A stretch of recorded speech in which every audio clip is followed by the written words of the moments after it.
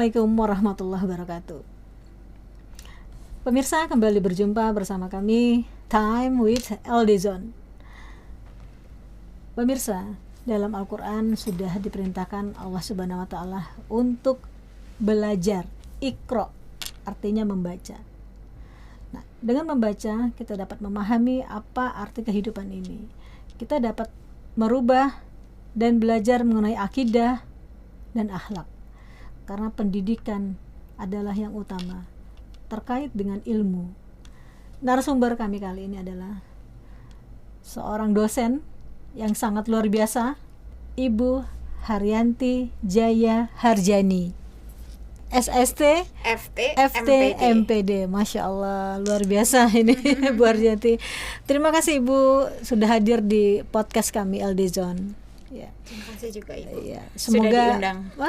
Semoga apa yang akan kita perbincangkan ini bermanfaat untuk masyarakat luas, terutama bagi dunia pendidikan. Karena Bu Haryanti mempunyai background seorang pendidik, dosen di 3 universitas. Apa aja nih Bu? Boleh? Memperkenalkan diri silahkan Ibu dengan kegiatan di 3 universitas ini. Oh iya. Sekarang ya, Ibu Lucy.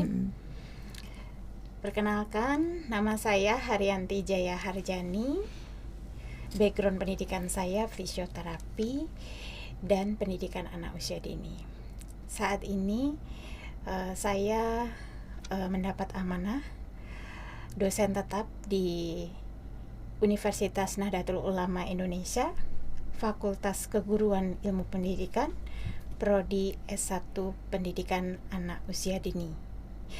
Dan di sela-sela waktu saya, karena masih ada waktu luang, Ibu Lucy, saya memanfaatkan untuk aktivitas saya itu di Universitas Dharma Persada. Di Universitas Dharma Persada saya mengajar mata kuliah pendidikan Pancasila dan mata kuliah pendidikan kewarganegaraan. Di sana saya menemui beberapa jurusan atau prodi. Kemudian di Universitas Pembangunan Nasional Veteran Jakarta. Di sana saya juga mengisi kesibukan kalau saat saya ada waktu luang itu untuk mata kuliah pendidikan Pancasila dan mata kuliah pendidikan kewarganegaraan. Masya Allah. Luar biasa. Lebih luar biasa Ibu Lucy. Masya Allah. Ya Bu Haryanti, dengan kesibukan ini ya tentunya pasti sudah mempunyai hati dan jiwa untuk bersosialisasi, ya kan? Bersosialisasi di sini artinya luas. Sudah tertanam untuk menjadi seorang pendidik nih tentunya ya Bu ya. Nah, dengan kegiatan selama ini bertemu dengan mahasiswa ya, bisa disampaikan bagaimana dengan mata kuliah yang sudah disampaikan kepada mahasiswa ini?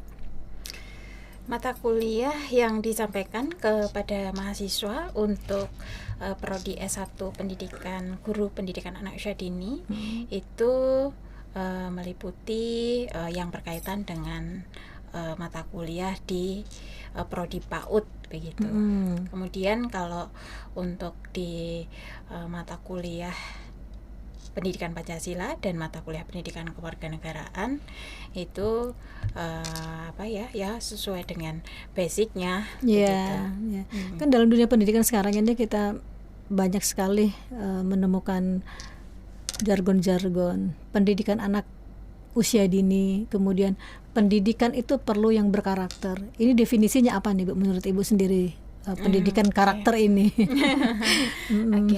Pendidikan karakter adalah pembinaan untuk bagi generasi penerus mengenai moral dan etika. Jadi karakter ini kita juga untuk mengetahui anak didik kita ini seperti apa sih ya, untuk mengenal ya dengan adanya pendidikan ini. Nah, sebagai seorang dosen kemudian mengajarkan ilmunya kepada mahasiswa, yang kelak mahasiswa ini akan menjadi seorang abdi masyarakat juga. Mungkin dia akan menjadi guru atau berkecimpung di bidang lain-lainnya, apakah menemui hambatan nih Bu dalam penyampaian materi ini, pendidikan, terutama pendidikan anak karakter ini? Hambatannya ya Bu, sebenarnya tidak ada hambatan, ya. Kalau sedikit-sedikit ada, ya. Saat ini itu karena era globalisasi, ya. Jadi untuk pendidikan karakter ini kan banyak tayangan-tayangan, kemudian fashion, kemudian makanan, ya, kemudian pola pikir, kemudian jenis lagu, lirik lagu, buku bacaan, semuanya itu bukan menghalangi ya, tapi ada sedikit hambatan untuk pendidikan karakter ketika kita menemui hal-hal seperti itu. Tapi juga jangan skeptis ya, saya tidak mau belajar budaya asing ya, jangan skeptis seperti itu, jangan takut seperti itu. Kita juga tetap mempelajari pendidikan karakter, tetap budaya Indonesia, tapi juga tidak meninggalkan kita belajar ilmu apa saja, termasuk mempelajari budaya luar negeri, termasuk mempelajari makanan dari luar negeri, fashion luar negeri dan lain sebagainya. Tapi harus sesuai dengan budaya yang ada. Itu saya anggap hambatan sedikitnya ya karena adanya pergolakan ya terkait tadi fashion, makanan, pola pikir, musik, lagu dan lain sebagainya, itu mempengaruhi pola pikir dan bagaimana cara kita mendidik sesuai dengan ideologi yang ada di NKRI. Ya, betul. Ya memang budaya masyarakat sekarang ya, terutama untuk anak-anak muda ya, seperti yang disampaikan tadi, sangat mempengaruhi karakter kita orang Indonesia yang bergotong royong sebetulnya, kemudian saling peduli. Cuma dengan adanya perubahan-perubahan ini, pengaruh-pengaruh dari luar, ya tidak berarti kita harus menolak semuanya ya kan. Nah, ini strategi apa Ibu yang bisa kita sebagai pendidik ataupun orang tua untuk mengintegrasikan antara kebudayaan yang sekarang ini kemudian dengan pendidikan karakter? Iya, strateginya. Tentu itu nanti masuknya ke model pembelajaran dan metode pembelajaran ya, Bu ya. Kalau kita membahas model pembelajaran, metode pembelajaran, tentu di dalamnya ada rancangan pembelajaran yang itu memang tidak mudah. Karena kurikulum dari pusat kemudian kita terapkan di organisasi, instansi sekolah ataupun instansi kampus, disesuaikan, itu sangat tidak mudah. Nah, tapi sebagai pendidik ya, sebagai dosen ya, dan seluruh masyarakat yang menjadi pendidik ataupun jadi guru ya, tetap harus mencoba bagaimana mempelajari teknik-teknik pembelajaran, metode pembelajaran agar bisa diterapkan untuk anak usia dini. Bagaimana mengajar mata kuliah ataupun mata pelajaran itu disesuaikan dengan mata pelajarannya dan pendidikan karakter.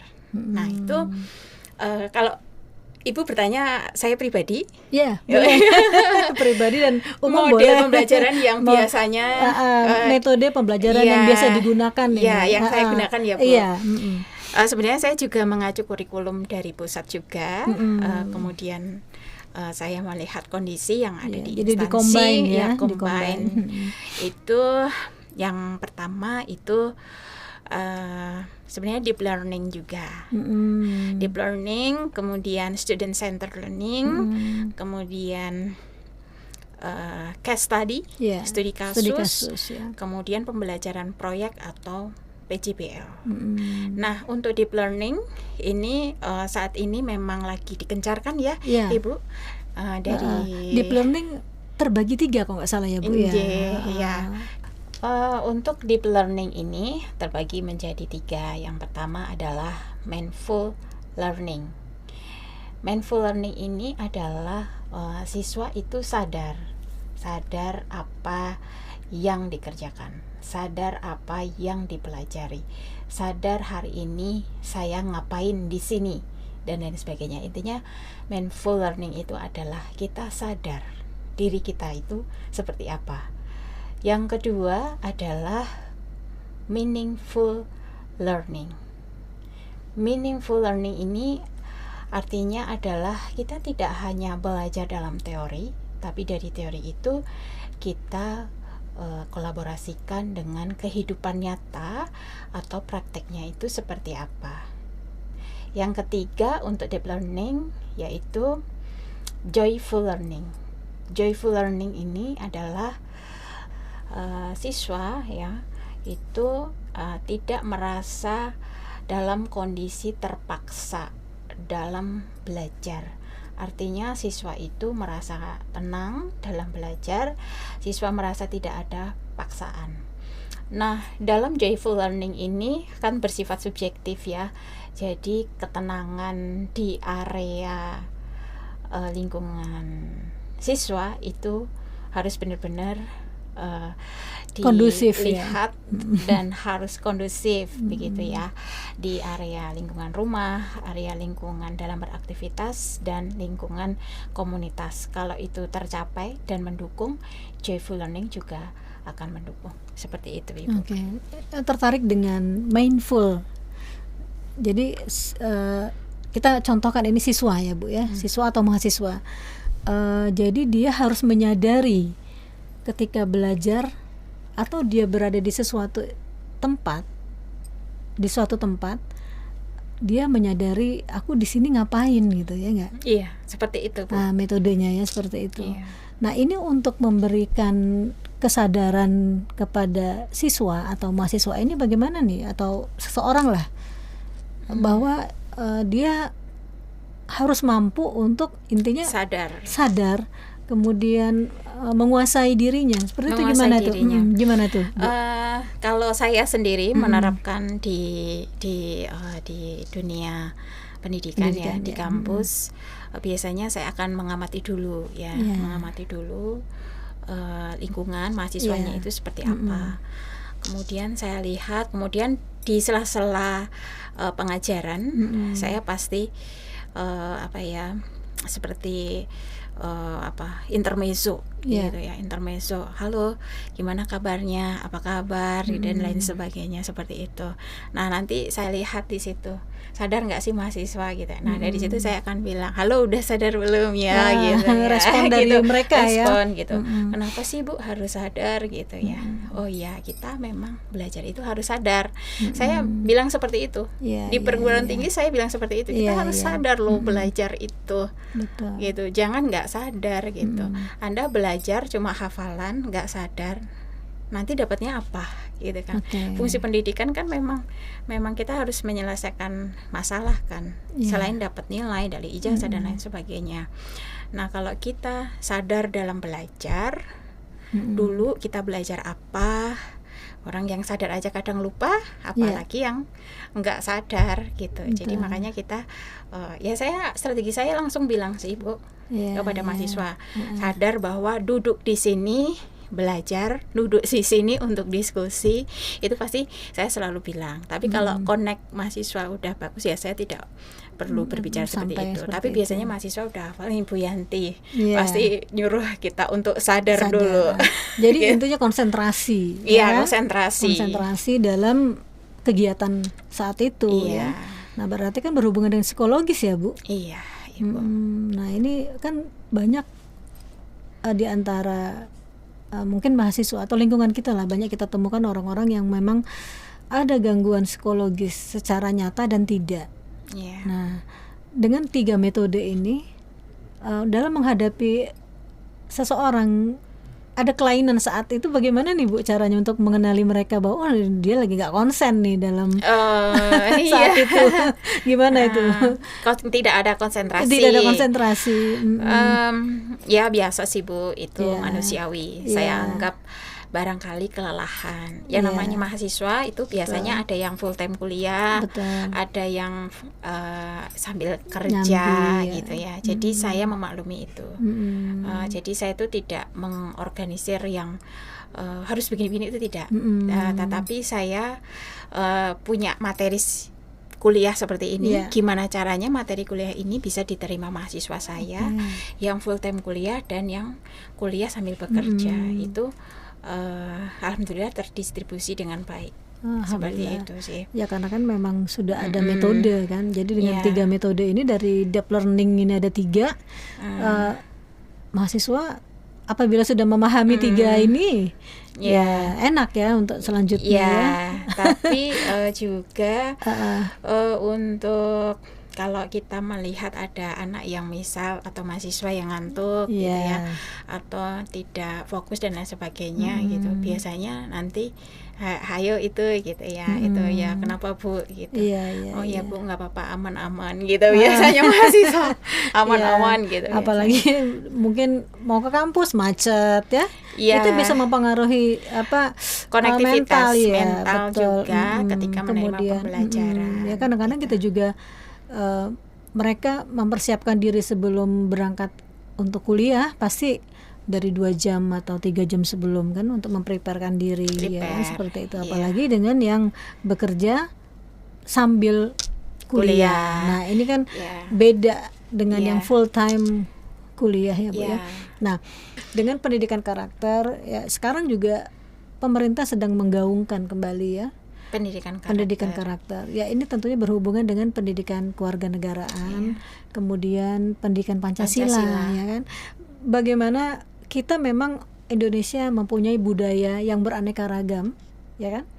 Dan kita alhamdulillah mempunyai satu ideologi, yaitu Pancasila, yang menyatukan ini semua ya, dengan perbedaan-perbedaan kebudayaan dari seluruh Nusantara ini ya Bu ya. Nah kemarin saya lihat ikut dalam BPIP ya Bu ya, diklat. Diklat BPIP ini sangat menarik. Ini bagaimana menurut Bu Haryanti sendiri, BPIP, Badan Pendidikan Ideologi Pancasila ini? Badan Pembinaan Ideologi Pancasila, yang lebih dikenal dengan PIP ya, Pendidikan Ideologi Pancasila ya. Bagaimana nih Bu setelah diklat kemarin dalam untuk mengimplementasikan kepada masyarakat? Ya, program dari BPIP bagus ya, karena kami ya, kita para dosen-dosen baik universitas negeri dan universitas swasta yang mungkin nanti merembet ke seluruh Indonesia, bagi dosen yang mengajar mata kuliah pendidikan Pancasila dan mata kuliah pendidikan kewarganegaraan, yang kemarin juga kebetulan bertemu dengan Ibu Lucy. Kita berada di angkatan 4, itu sangat berguna sebagai menambah referensi, menambah aktualisasi kita, bagaimana cara mengajar kita nanti kepada mahasiswa di situ. Jadi ya memang dalam pengaktualisasian diri ya kita dosen kepada pendidik ya, mahasiswa ataupun ya lingkungan kita tentunya. Nah jadi untuk pendidikan karakter ini memang kita harus mempunyai ciri khas tersendiri ya Bu ya. Bagaimana nih kalau menurut Bu Haryanti sendiri, dalam secara umum, dalam perspektifnya dari seorang dosen pengajar Pancasila dan PKN? Ciri khas dari pendidikan karakter yang relate dengan BPIP. Ciri khas pendidikan Pancasila sebenarnya ini ya, sesuai dengan sila Pancasila.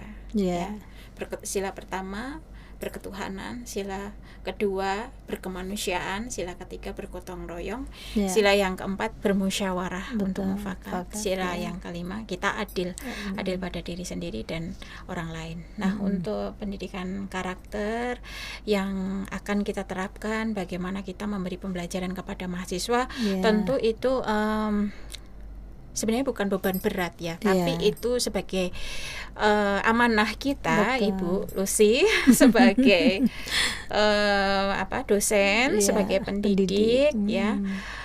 Itu yaitu kita memberi pendidikan sesuai dengan rancangan pembelajaran yang ada.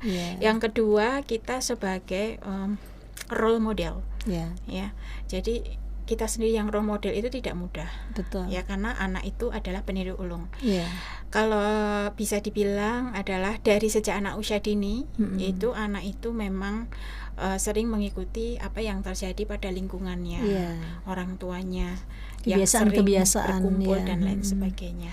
Nah, untuk aktualisasi pendidikan Pancasila dan pendidikan kewarganegaraan ini tentu membutuhkan role model, dan yang menjadi role model pendidikan Pancasila dan pendidikan kewarganegaraan itu tidak mudah. Ya, begitu. Itu amanah yang menurut kita ya memang harus kita laksanakan. Gitu.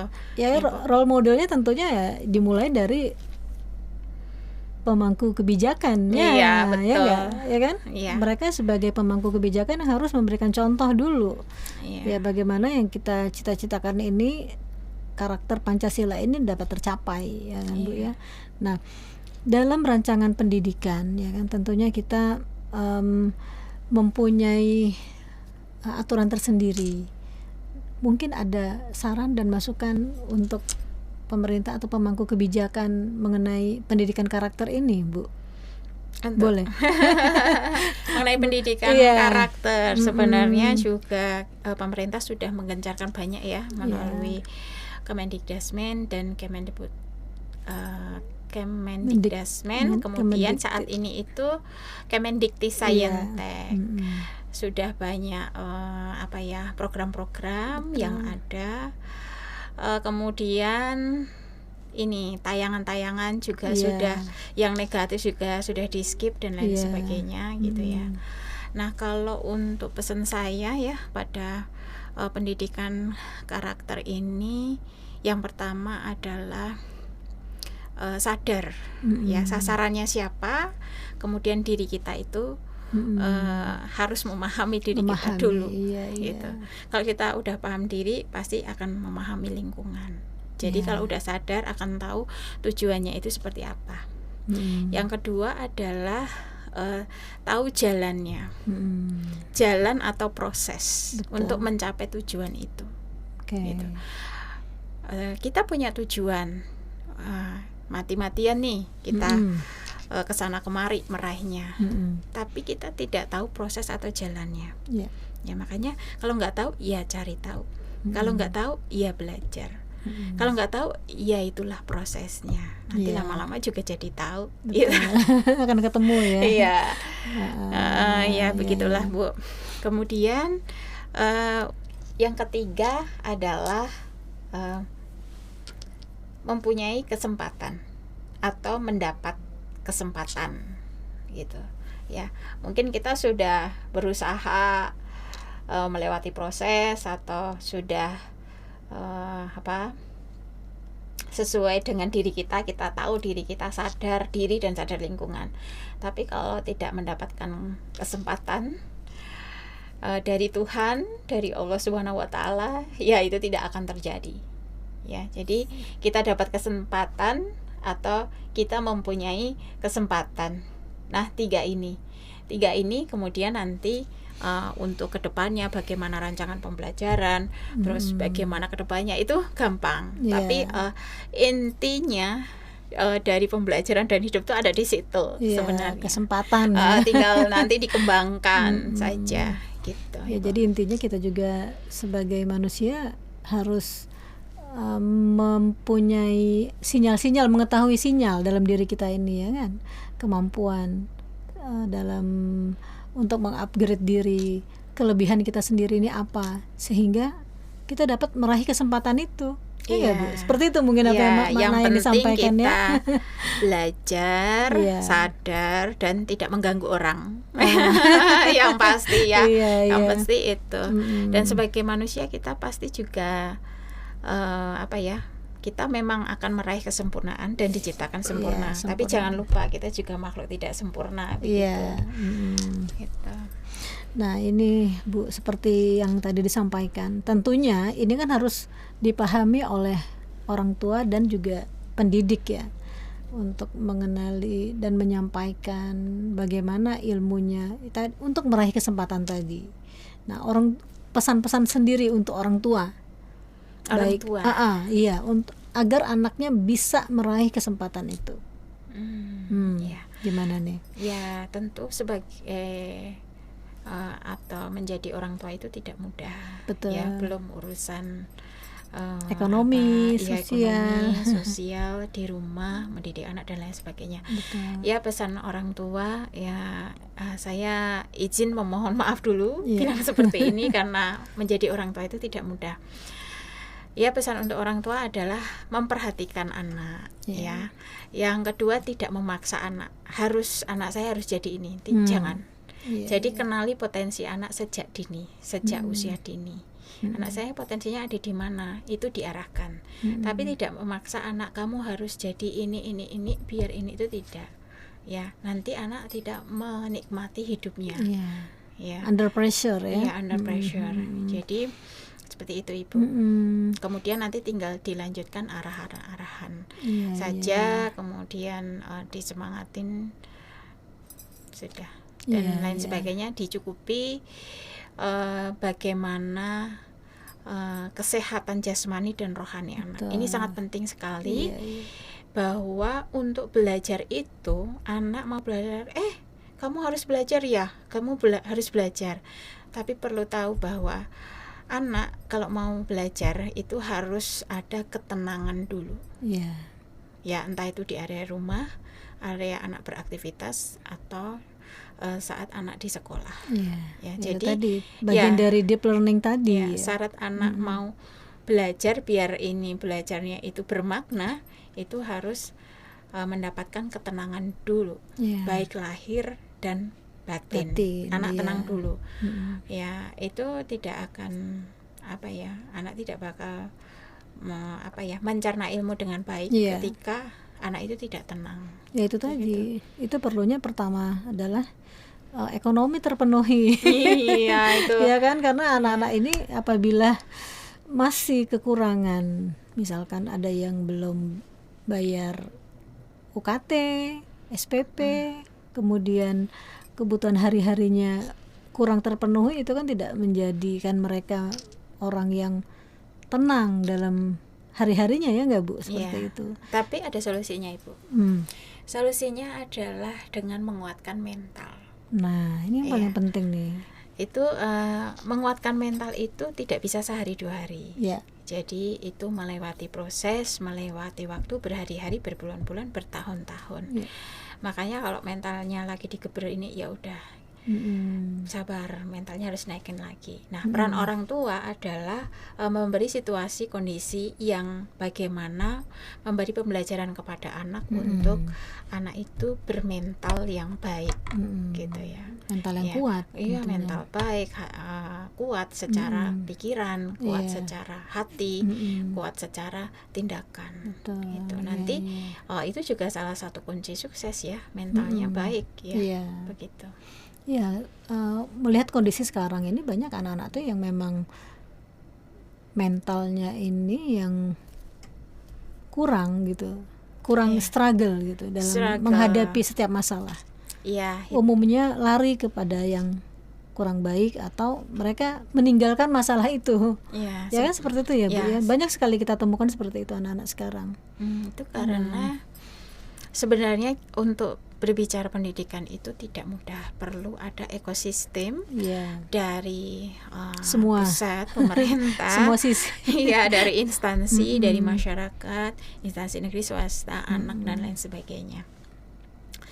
Nah, yang diutarakan tadi bahwa untuk bermental yang baik itu memang tidak mudah, tapi ya solusinya ya seperti tadi yang harus dikuat-kuatin mentalnya tadi. Dan itu terjadi karena yang seperti dibilang Ibu tadi, karena faktor ekonomi, faktor ABCDEZ dan lain sebagainya. Tapi kalau pola pikirnya sudah dibenarkan, ya maksudnya pola pikirnya sudah ditata, itu akan lebih baik. Nah, fungsi dari mata pelajaran, fungsi dari mata kuliah yang dipelajari dari pendidikan anak usia dini, sekolah dasar, SMP, SMA, kemudian jenjang perkuliahan, itu fungsinya adalah supaya anak itu bisa menyelesaikan masalah dari mata pelajaran, mata kuliah yang dipelajari, sehingga benar kritis. Betul. Ya begitu. Ketika tadi yang diutarakan Ibu, kok misal udah dewasa, belum bisa menyelesaikan masalah dan lain sebagainya. Sebenarnya kita perlu flashback gitu. Dulu mata pelajaran dan mata kuliah yang kita pelajari itu, kita mempelajarinya cuma SKS, hanya SKS, sistem kebut semalam, wes gitu aja, yang penting dapat nilai lulus, yang bagus, yang penting lulus. Atau kita mempelajarinya itu dengan cara memaknai, pembelajaran bermakna tadi gitu.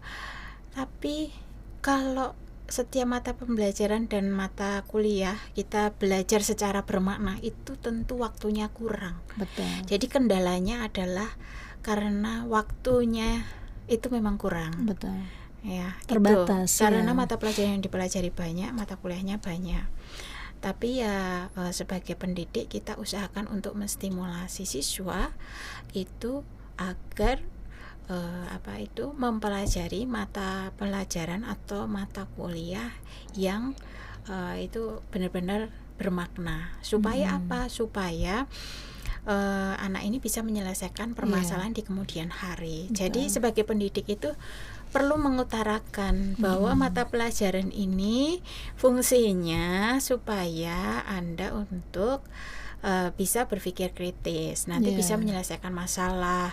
Jadi ketika di suatu saat nanti sudah lulus dan lain sebagainya, Anda bisa menyelesaikan masalah sendiri gitu ya. Tidak ketika sudah lulus tapi ternyata tidak bisa menyelesaikan permasalahan sendiri dan lain sebagainya.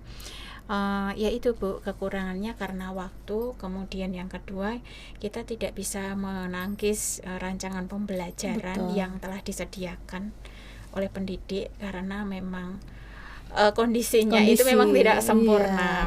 Kemudian yang ketiga itu anak atau mahasiswa itu mempunyai kepentingan sendiri-sendiri. Jadi terkadang di rumah juga ada kepentingan, di lingkungan kampus, di lingkungan sekolah juga ada kepentingan. Jadi untuk membagi waktunya itu juga membutuhkan proses yang banyak. Tapi solusinya juga gimana caranya adalah dengan kita belajar bermakna tadi. Belajar sesuai dengan maunya anak apa sih, kemudian diarahkan. Belajar menyelesaikan permasalahan ya, case study. Kemudian bagaimana kita belajar mendapatkan atau membuat luaran atau hasil ya dalam pembelajaran proyek, yaitu kita mempelajari ilmunya seperti apa, kemudian menganalisis analisis kebutuhan awal ke lapangan, ada masalah apa di lapangan sesuai dengan materi yang disajikan, kemudian membentuk kelompok-kelompok, grup-grup, mencari judul ya sesuai dengan proyeknya, proyek yang dimilih ya sesuai dengan Indonesia Emas 2045 ya, di situ ada program-programnya. Kemudian baru mereka ke lapangan ya menyelesaikan proyek. Kemudian baru mereka membuat luaran pembelajaran proyek ya. Banyak luarannya ya, bisa video pembelajaran, bisa poster, bisa artikel jurnal, kemudian bisa luarnya bermacam-macam ya, ada pagelaran ya, pagelaran, kemudian ada seminar, joyful tadi ya, seperti itu kan sangat menyenangkan, tapi tahapannya banyak. Kemudian yang terakhir itu adalah evaluasi ya dari pembelajaran proyek itu seperti apa, begitu. Sepertinya yang disampaikan tadi ini adalah rancangan pendidikan ya Bu. Ini adalah rancangan pendidikan, orang tua kayaknya harus paham juga loh. Ya enggak? Karena kalau hanya menggantungkan semua ini kepada dosen dan guru misalkan ya, sementara orang tua tidak memahami. Ini menarik sekali yang disampaikan tadi Bu Harjanti, karena memang harus memahami dan memaknai diri ya kan. Nah sementara anak ini, lingkungan kita ini perlu orang yang benar-benar paham. Nah waktu yang paling banyak itu adalah di rumah, kemudian orang tua. Nah, berarti orang tua harus memahami ini. Iya. Deep learning ini tadi, pendidikan karakter tadi, ya Bu ya. Kemudian anaknya sekarang sedang menjalankan apa pelajarannya, ya kan? Di kampusnya kekurangannya apa? Perhatian seperti itu. Iya. Gimana nih kalau menurut Bu Haryanti sendiri? Perlukah orang tua untuk memahami juga rancangan pendidikan ini? Ya tentunya memang harus ada kerja sama, Iya. ya kan, dengan pemangku kebijakan, kemudian dengan para ahlinya, sehingga bisa menghasilkan keputusan ataupun rancangan undang-undang atau pendidikan yang seperti apa sih yang paling baik untuk anak Indonesia yang berkarakter ini. Ya untuk menuju 2045 ini, Indonesia emas. Iya. Ya Ibu. Jadi orang tua memang perlu tahu rancangan ini Pendidikan, ya. iya. Jadi supaya ekosistemnya bisa Maksimal, membaik, ya, bisa maksimal. Tapi kembali lagi Bu, kita melihat kondisi kenyataan yang di lapangan, karena orang tua itu punya kepentingan sendiri-sendiri. Iya. Kemudian yang kedua, menjadi orang tua juga tidak mudah. Itu. Iya. Jadi ya biasanya dari sekolah itu atau dari universitas biasanya harusnya proaktif. Ya. Orang tuanya juga proaktif, nanya ke anaknya gitu ya, ke mahasiswa gitu, ke siswa gitu, untuk mana pembelajarannya dan lain sebagainya gitu ya. Nah nanti anak tinggal diarahkan mau kemana dan lain sebagainya ya. Jadi tidak memaksa anak kamu harus jadi apa, harus begini-begini, itu tidak. Jadi biarkan anak berkembang sesuai potensinya, orang tua mengarahkan, orang tua menyemangati apa yang menjadi perhatian harapan bersama anak, ya biar joyful learning tadi joyful tercapai ya. Ya kan untuk Indonesia ini kan kita masih sekitar 40% masih sosial ekonominya masih agak di bawah itu standar rata-rata ya Bu ya. Nah ini mungkin salah satu faktor yang memang menjadi penyebab kekurangannya untuk dalam mencapai pendidikan yang berkarakter tadi ya kan, karena sosial ekonomi ini juga pengaruhnya sangat luar biasa loh ya kan. Orang tua yang kurang aware kepada anaknya itu salah satu faktor.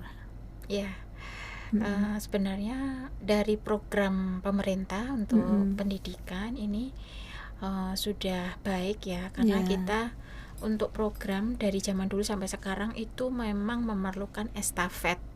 Indonesia kan sekarang ada 38 provinsi dengan 17.000 lebih bahasa daerah. Itu kan sangat banyak sekali. Makanya dengan estafet program dari pemerintah yang berkolaborasi dengan masyarakat baik instansi negeri dan swasta itu sebenarnya sudah menyasar. Ya perlu ditambah lagi ya edukasi bagaimana menjadi orang tua. Sepertinya itu perlu ditambah. Kemudian yang kedua ada ruang di lingkungan sekolah atau lingkungan kampus ya kan. Selama ini hampir 80% itu anak yang menjadi subjek di lingkungan sekolah dan kampus. Nah itu perlu kalau saran saya ya itu perlu ditambah, diperhatikan. Kemudian kalau ditambahkan otomatis mohon maaf anggaran pendidikan juga perlu dinaikkan lagi. Gitu.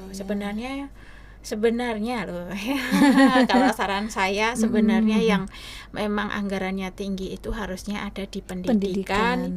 Kemudian kesehatan.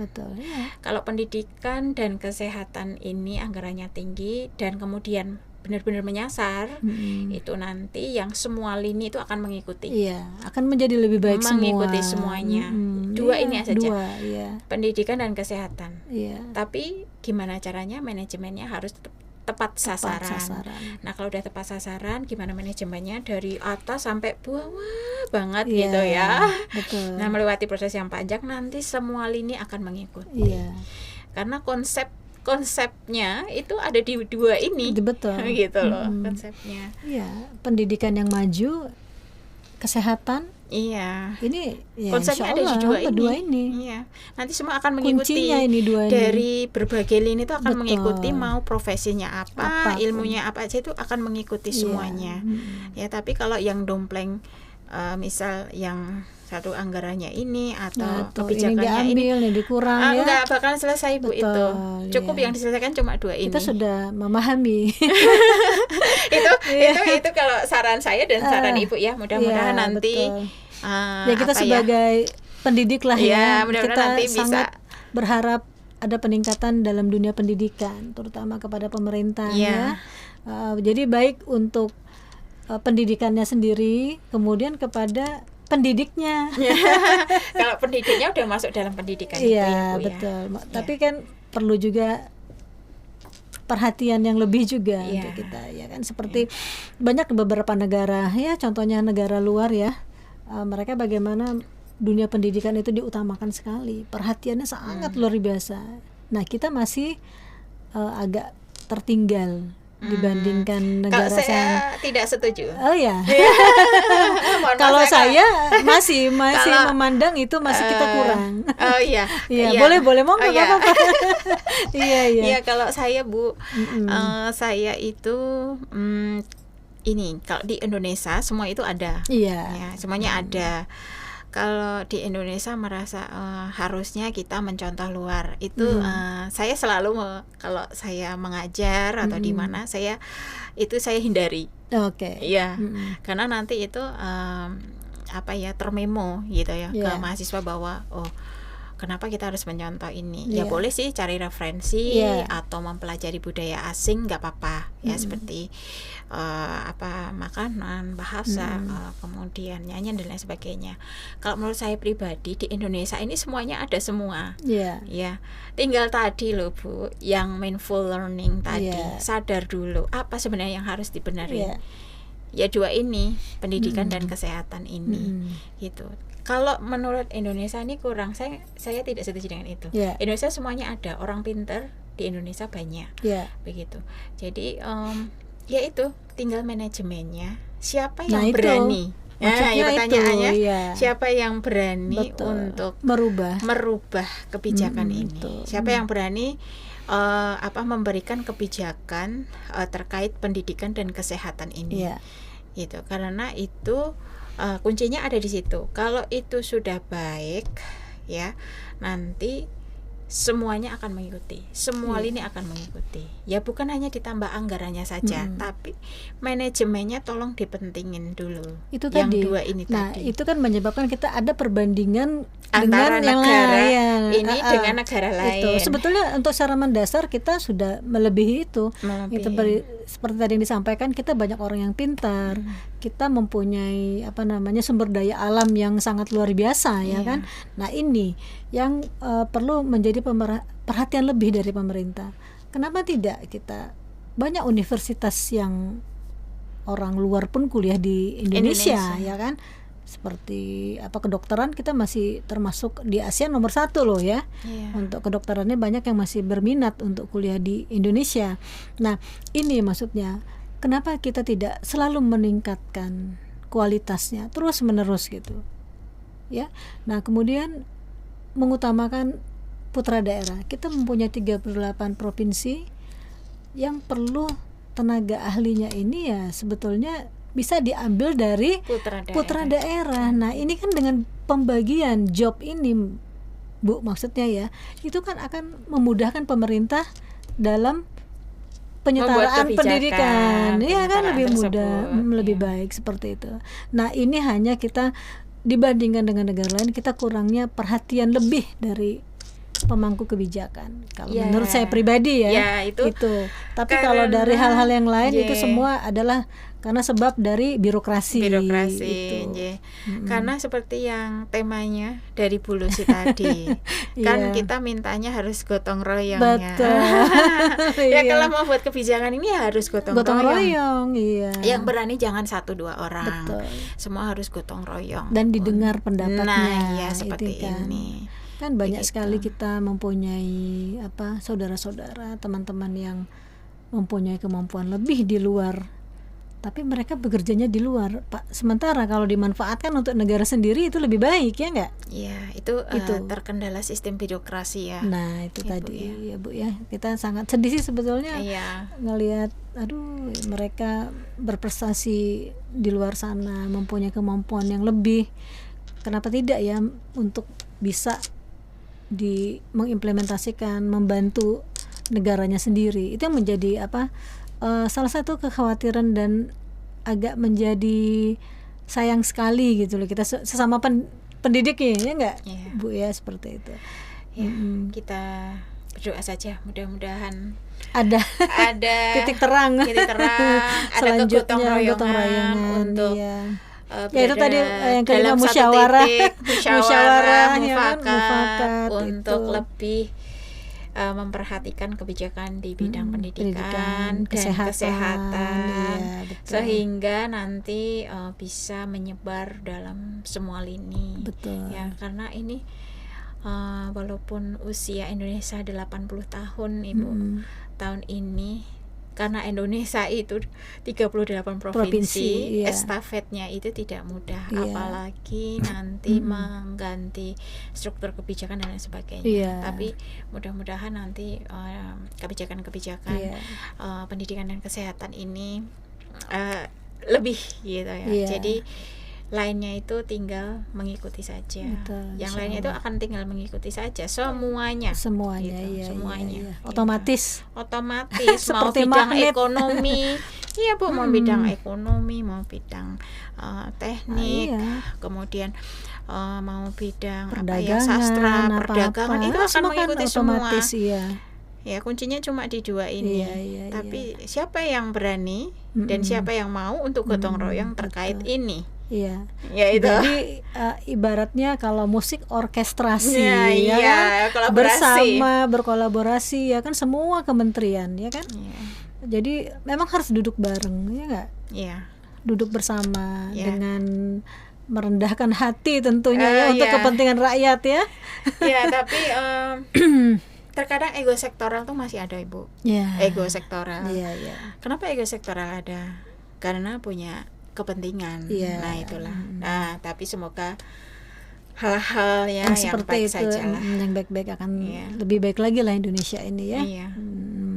Oke Bu, untuk harapan kepada orang tua, masyarakat ataupun pemerintah, silahkan disampaikan harapan-harapan dan saran-saran. Tentunya pasti ada harapan kepada semua masyarakat maupun pemerintah untuk kemajuan dunia pendidikan dan kesehatan ini. Monggo, Bu. Oke, harapan saya untuk generasi penerus bangsa adalah stimulasi diri kalian dengan keterampilan abad 21, yaitu menstimulasi keterampilan berpikir kritis. Yang kedua, menstimulasi keterampilan berkomunikasi. Yang ketiga, menstimulasi keterampilan berkolaborasi. Yang keempat, menstimulasi keterampilan berperilaku yang baik. Ya, ini akan menjadi penentu kesuksesan siswa atau mahasiswa di masa yang akan datang. Tentunya akan melewati beberapa proses, ya, walaupun hasilnya kadang cepat, kadang tidak. Nah, saran saya untuk pemangku kebijakan atau pemerintah dan masyarakat yang terkait pemangku kebijakan, baik instansi negeri atau instansi swasta, adalah tentu saya tidak memihak profesi A dan profesi B, ya, karena saya di sini juga sebagai dosen dalam semua jurusan, jadi saya tidak memihak profesi A dan B. Pesan saya yaitu tolong berikan kebijakan yang lebih baik terkait pendidikan dan kesehatan. Ya, saat ini sudah baik, tapi tolong ditingkatkan lagi karena faktor penentu suatu negara itu berlangsung dengan baik. Sebenarnya Indonesia saat ini juga baik, berlangsung dengan baik itu ya karena pendidikan dan kesehatannya itu diperhatikan. Nanti kalau pendidikan dan kesehatan diperhatikan, semua lini, semua bidang ilmu lainnya, ya, termasuk ekonomi, perdagangan, kemudian teknik, sastra dan lain sebagainya itu akan mengikuti. Ya, tentu dengan cara melalui program-program kebijakan di bidang pendidikan dan kesehatan yang baik, kemudian anggaran pendidikan yang dinaikkan. Nah, tentu ini tidak mudah melewati proses waktu dan gotong royong, karena kebijakan itu bentuknya adalah estafet, kepemimpinan juga bentuknya adalah estafet. Seperti itu. Terima kasih. Wah, ya, luar biasa nih Bu, apa yang disampaikan tadi ya, saran untuk pemangku kebijakan. Semoga tadi apa yang disampaikan menjadi perhatian dari pemerintah juga dan semua pihak. Bagaimana dunia pendidikan dan kesehatan itu adalah saling berkaitan. Seperti dua hal. Kalau kita punya pendidikan tapi badannya sakit, ya tidak maksimal juga untuk belajar. Nah, badan sehat tapi tidak punya ilmu, ya semua juga tetap pincang jadinya. Baik, pemirsa, semoga apa yang tadi menjadi perbincangan kami yang disampaikan oleh dosen yang sangat multi talent, Ibu Harjanti Jaya Harjani, bermanfaat untuk semua, menjadi salah satu indikator bagaimana sih dunia pendidikan dan kesehatan itu dapat bisa dilakukan dengan lebih lagi, menjadi lebih baik lagi di Indonesia. Terima kasih atas perhatiannya. Assalamualaikum warahmatullahi wabarakatuh.